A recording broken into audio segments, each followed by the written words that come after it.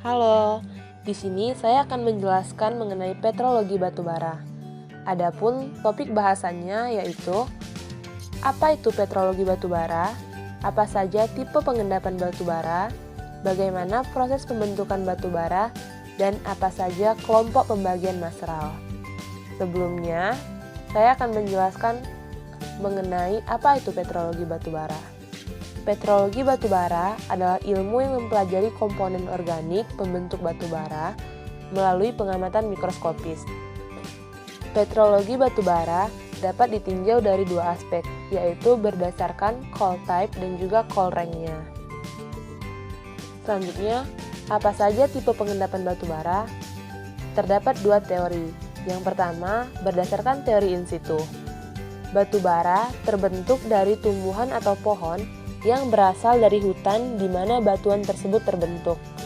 Batubara yang terbentuk sesuai dengan teori in situ biasanya terjadi di hutan basah dan berawa, sehingga pohon-pohon di hutan tersebut pada saat mati dan roboh langsung tenggelam ke dalam rawa tersebut, dan sisa tumbuhan tersebut tidak mengalami pembusukan secara sempurna, dan akhirnya menjadi fosil tumbuhan yang membentuk sedimen organik. Lalu berdasarkan teori drip, batubara terbentuk dari tumbuhan atau pohon yang berasal dari hutan yang bukan di mana tempat batubara terbentuk. Batubara yang terbentuk sesuai dengan teori drip biasanya terjadi di delta-delta, mempunyai ciri-ciri lapisan yang tipis, tidak menerus, dan juga banyak pengotornya. Nah, bagaimana proses pembentukan batubara? Terdapat dua tahapan proses pembentukan batubara, yakni proses penggambutan dan juga proses pembatubaraan. Pada proses penggambutan, terjadi perubahan yang disebabkan oleh makhluk hidup atau disebut dengan proses biokimia. Sedangkan pada proses pembatubaraan, prosesnya bersifat geokimia. Pada proses biokimia, sisa-sisa tumbuhan atau pohon-pohon yang tumbang terakumulasi dan tersimpan dalam lingkungan yang bebas oksigen.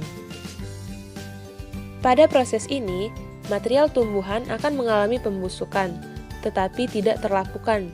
Sedangkan pada proses pembatubaraan terjadi proses diagenesis dari komponen-komponen organik yang terdapat pada gambut. Peristiwa diagenesis ini menyebabkan naiknya temperatur dalam gambut tersebut. Dengan semakin tebalnya timbunan tanah yang terbawa oleh air, terjadi pula peningkatan tekanan. Kombinasi dari adanya proses biokimia dan juga proses kimia serta proses fisika, yakni berupa tekanan oleh material penutup gambut. Dalam jangka geologi yang panjang, gambut akan berubah menjadi batubara. Lalu, apa saja kelompok pembagian maseral? Maseral sendiri merupakan bagian terkecil dari batubara yang bisa teramati dengan mikroskop. Maseral dikelompokkan berdasarkan tumbuhan atau bagian tumbuhan menjadi 3 grup, yaitu pitrinit, liptinit, dan juga inertinit.